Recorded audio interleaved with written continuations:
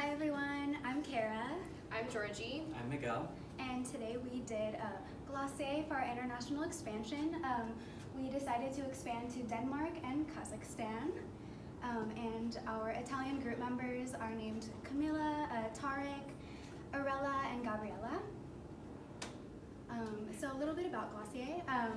It began its journey as an esteemed beauty blog called Into the Gloss, and it kind of documented and did reviews for beauty regimens, and it kind of inspired women all around the world. And thanks to the helpful interviews, it became a top online destination for... So Emily Rice, she's the creator and the owner. She was the blogger of The Gloss, and she was actually a former Vogue employee. And as she was like working with different beauty brands and skincare brands, she felt like the kind of tone of that industry was like experts saying, you need to do this, you need to look like this. If you want to be beautiful, you have to, have Kim K's lips and do all of this other stuff. And so she kind of wanted to take a different approach to it. And her image for Glossier was really about personal choice and being an individual and feeling beautiful how you are naturally. So there are currently 3 flagship stores. Currently there is one in Los Angeles, New York, and they just recently opened one up in Miami. But they are known to do pop-up shops. They had actually done a pop-up shop in Denmark in the past that was successful, which is why we wanted to implement Denmark in this entire project. And for their main aesthetic, for their locations, they just want it to be very clean, simple, and they're also very well known for their staff. Folks come up to you, ask you questions for desires of what you would like for your cosmetics, whether that be for your makeup, whether that be face masks, whether that be whatever product line that they have. They kind of walk with you along the store to let you know, okay, based on what you're telling me, this would most likely be the best option for you. And here's a little video clip that we have of the New York flagship store to kind of get you guys like a feel of what it's really like to go into Glossier. So play it there, I showed you. So go all blast the way. it all the way Yeah, up. all the way up. Sorry, Alfie. More. Okay. Does it? And then go down. Then go high. She said you just play there, and then sometimes she said you play here too. The man sound is off. Oh, the main sound is on? Oh, now close your ears. So where? Sorry, the main sound at the bottom right now. Oh, sorry. You're fine. Let's see. Oh, there we go. Yeah. Perfect. There she Thank you. goes. Yeah. Thank you. Okay.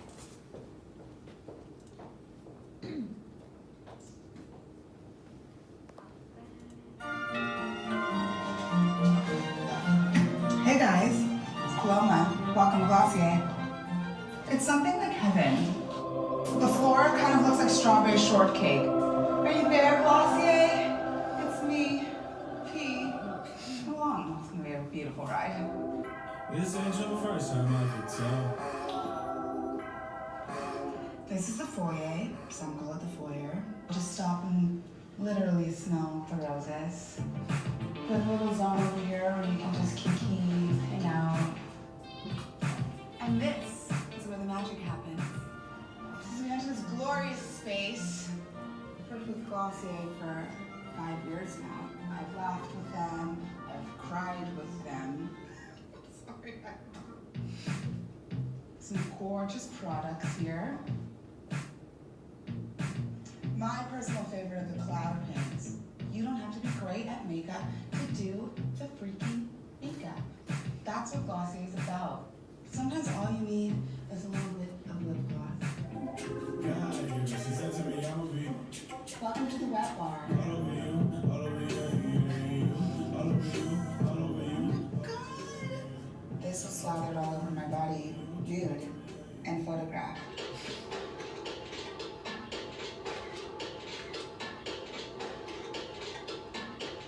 And this is my favorite room in the house. It feel like it feel like a cavity. Every single time you mad at me. You make me talk funny. Got me running for you like I see the bus coming. Holding me up.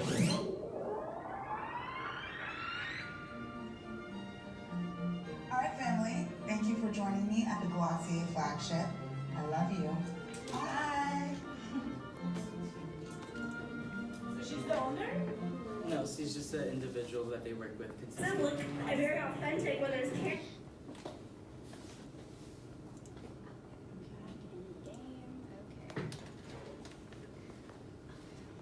And so after seeing that, we're going to talk about why expand. And so Glossier has a really, really strong online presence. We read it in so many articles that experts actually called it a cult following, which I mean, as a consumer is like a little bit scary, but I mean, I'm sure the Glossier business owners love that. And so we added a picture of their Instagram, and it has about 2 million followers, and so it's really popular. They have 2 flagship stores already that are already very, very popular and are kind of destination spots. A little bit of a personal story. I had some friends come visit me from Wisconsin. I know Wisconsin, but they came here and they're just like, we really want to go to the LA Glossier store, and that's what they really wanted to do. And I didn't think that it was something like, I mean, I thought it was cool. I just didn't realize how special it was if you're not from here to go and visit that store.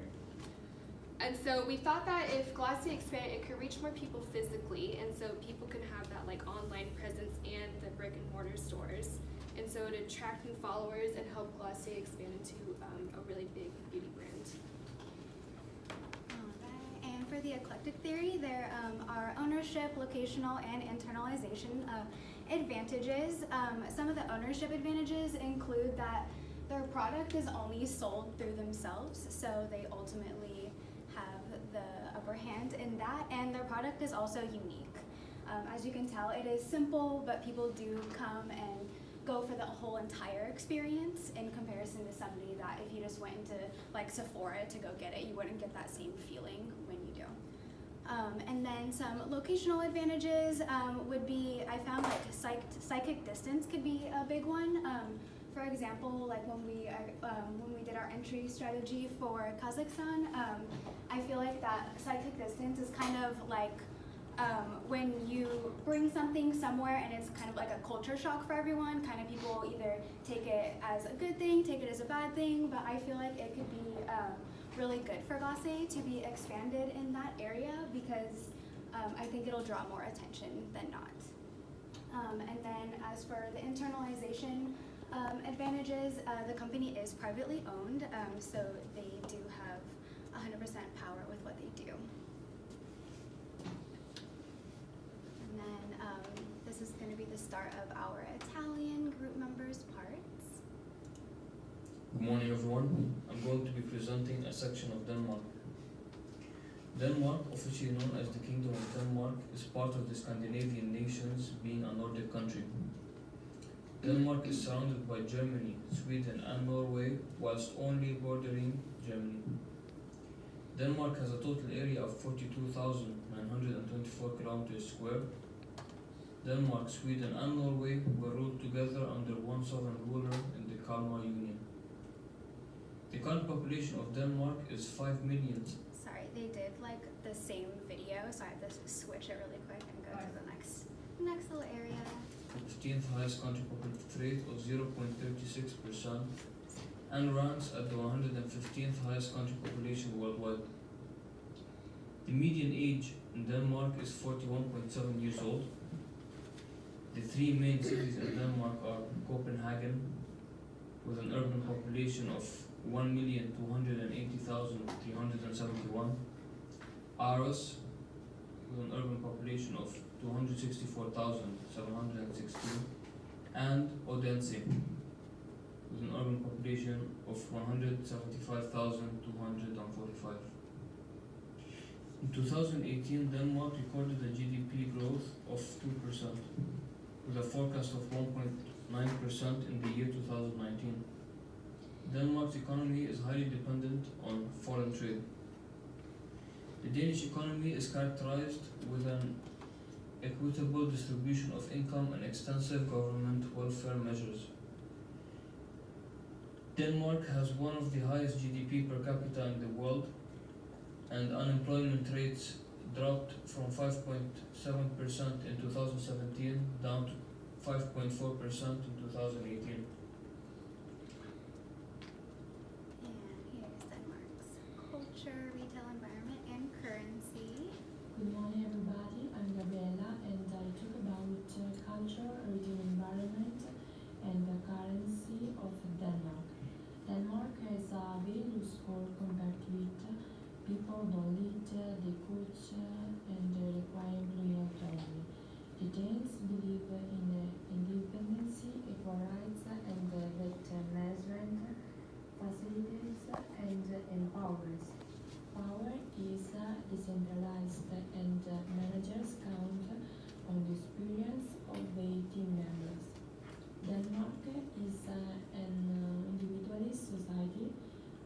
a high preference for a loosely-knit social framework in which individuals are expected to take care of themselves and their family.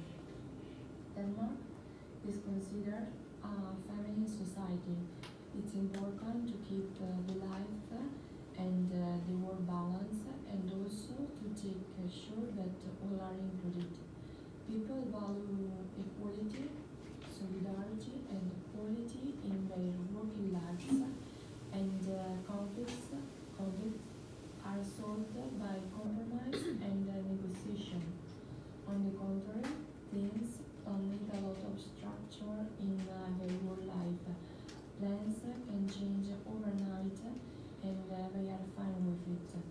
Denmark has increased its interest in skincare, and the current currency that is utilized in Denmark is the krone.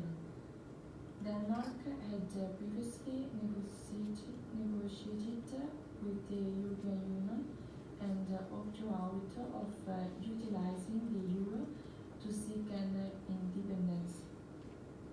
And that's all. Thank you so much. And then next we did our entry strategy for Kazakhstan.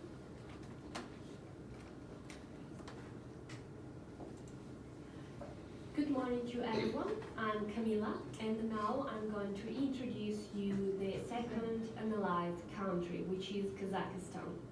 Kazakhstan means land of the wanderers, and we are talking about a Central Asian country bordered by China, Russia, and the Caspian Sea. For what concerns the population, it amounts to 18.7 million, with a growth rate of 25 and 54 years represent the 42% of the whole. And the two main ethnic groups are the Kazakh one, corresponding to the 63% of the population, and the Russian one, corresponding to the 24%. Kazakh is the main spoken language, while Russian is the official language used in everyday business and designated as the language of interethnic communication. For what concerns religion, Muslims represent the 70%, while Christians, mainly Russian Orthodoxies, the 26%. Most of the country displays a low population density, particularly the interior, and there are also different clusters in urban agglomerations in the far northern and southern areas. For what concerns the macro-marketing decision-making framework, Kazakhstan is the 9th biggest country in the world and the largest in Central Asia. It is part of the Eurasian Economic Union, an area with a market capacity of about 180 million people, and it has become an important strategic and economic pole, mainly thanks to its resources in oil, hydrocarbon, and minerals. And in the last 20 years, it has registered one of the most dynamic average growth rates in the amount of 8%, second only to China and Qatar. But due to the difficult international situation, in 2014, it stopped to 4%, ranking 78th in the world rank. Thank you for your attention, and now I yield to my colleague, Aurela, which is going to conclude for what concerns the situation in Kazakhstan. Goodbye to everybody. Yeah, she was so different, right? Hello everyone, my name is Aurela and I'm going to introduce you with industrial analysis of Kazakhstan's second part. In Kazakhstan the last decade, skincare culture was relatively undeveloped, where many customers start minimizing the number of products due to the limited awareness as well as high price sensitiveness. In recent years, competition is strengthening and some products are becoming more and more popular, especially organic products. Because customers are becoming more health conscious and informed of the negative effects of colorants, perfumes, artificial ingredients, and so on. Kazakhstan has positioned as 56th among the importers for cosmetic and personal care goods, with purchases valued at $93.2 million. There is a strong possibility to address brand presence and promotion to online platform and social media due to a high percentage of internet users, which in 2017 it reached 78.8% of population. Now it's supposed to be higher with the most active users between 15 to 24. As belong to the e-commerce, market grew by 63.7% in 2017, and this market employs about 1,700 online stores with 1.5 million buyers. Nevertheless, Kazakhstan shows some weaknesses as well. For instance, last year it has ranked as number of 124 out of 180 as the highest rate of corruption. In addition, in comparison with the United States dollar, the tenge, the Kazakh currency, is equivalent at 0.0026 cents. So the difference between the two is drastic and has to be kept in mind if Glossier decide to generate sales in this country. Imperfect and insecure system of internet payments and good delivery and the low level of consumer confidence in e-shopping are still the main obstacles for e-commerce development.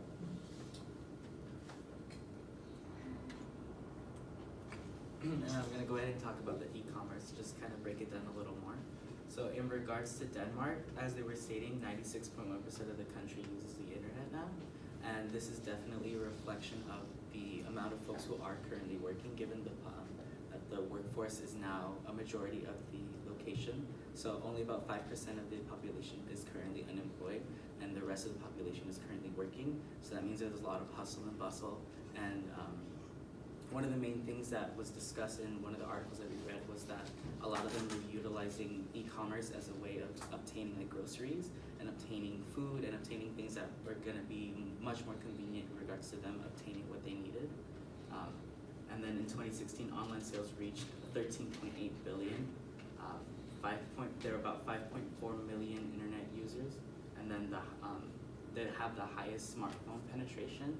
So brands need to keep in mind that there is definitely an audience who is seeking online applications or like phone apps, so that whatever kind of retail experience that they have is cohesive with whatever physical location they might have. So given Glossier as an example, their entire retail location is really based on a minimalistic aesthetic, and if the application is not similar, that is something that would definitely kind of be lost in translation.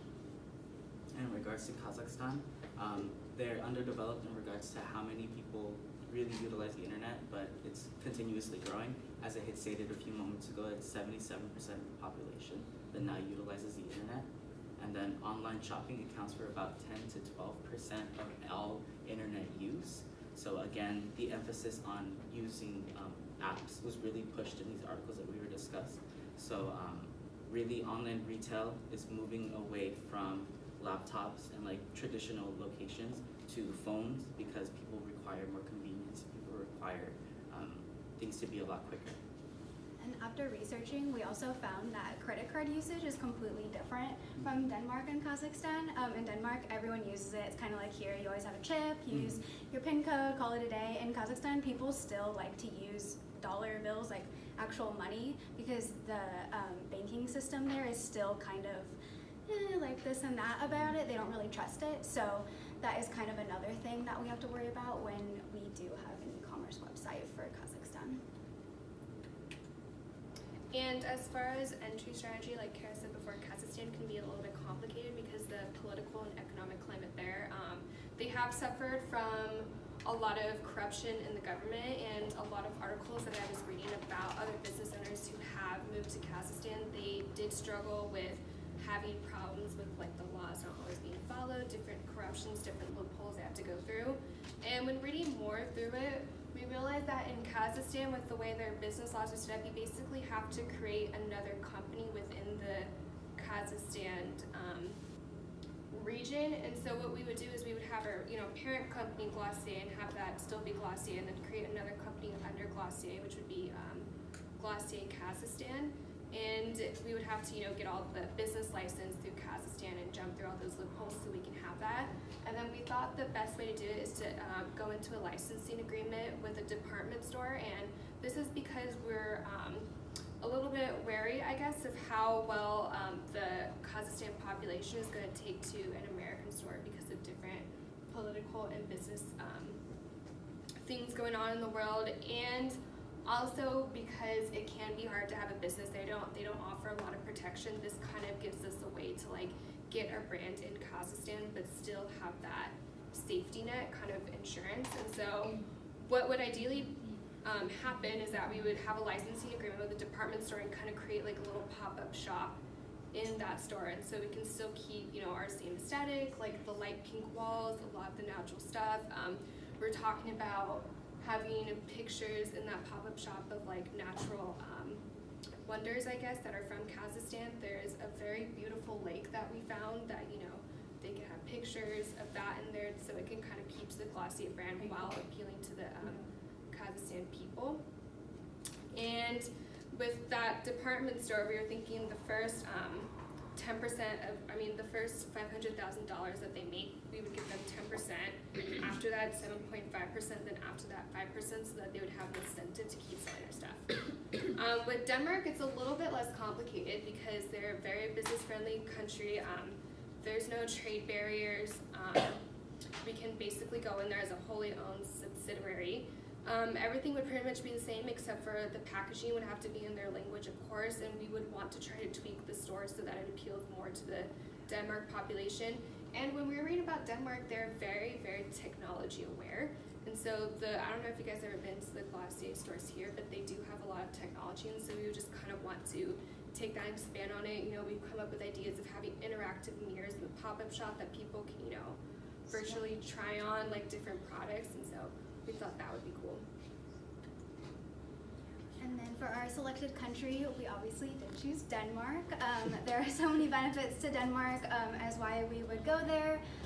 As we said earlier, it was a pop-up store success, so we kind of got a little taste in the waters of how it will be there. Glossier actually already currently ships there, so people can own the product and be familiar with it already. Denmark, in comparison to Kazakhstan, is way more open to doing business with the United States, and it's way more common. As Georgie stated before, there's no trade barriers, it's a good business climate, and people will spend money on things. The price sensitivity isn't as high as it would other places. And also, I don't know if you guys caught this when the Italians talked about it, but there's something in Denmark and they call it Hybe. I think that's how it's pronounced. I think it's like Hyge. Or Hyge. And it's like basically this word that they use, and it means anything that's cozy or luxurious, and that's kind of their like core of being happy. And so it's anything from curling up next to a fire with a really nice blanket or having really nice skincare products. So we thought that's perfect for Glossier. In regards to their makeup aesthetic, a lot of the makeup aesthetic for folks in Denmark is actually very minimalistic. It's actually very allowing your natural beauty to really shine through with it. So I feel like Glossier was a natural fit in regards to working with folks in Denmark. And so a little summary. So after researching Glossier and its expansion to Denmark and Kazakhstan, we found that each country has totally different laws, and it definitely affects the business. Knowledge about the culture, the population, their habits, their internet usage, how they pay for things, their laws and licensing. It's very important when knowing to expand, and definitely choosing the right entry strategy is major, because it'll definitely be an easy fail if we try to do a different entry strategy for Kazakhstan especially. And some potential problems with extending internationally with Denmark is the lack of diversity. There is over 90% of their population is Danish, so basically everyone's kind of white. And a lot of the people that are on Glossier's website, people who market the product, they're all different sizes, they're all different colors, so that could be a possible issue with them, but I feel like we can overcome that with our target market being of a younger age, and social media is definitely changing that for everyone. Another potential problem could possibly be the new competition that is surrounding us. There could be more similar things, similar boutiques, similar cosmetics to us. But I feel like if we did thorough research and went there before we opened the location and saw what was around us and kind of just evaluated everything in that area that we could definitely delete that issue. And then for Kazakhstan, as you probably could guess, a potential problem is definitely their laws and licensing and getting into that country. We kind of already went through how we solved that problem with our licensing agreement and how we'll have a parent company and do all of that. So that was our presentation.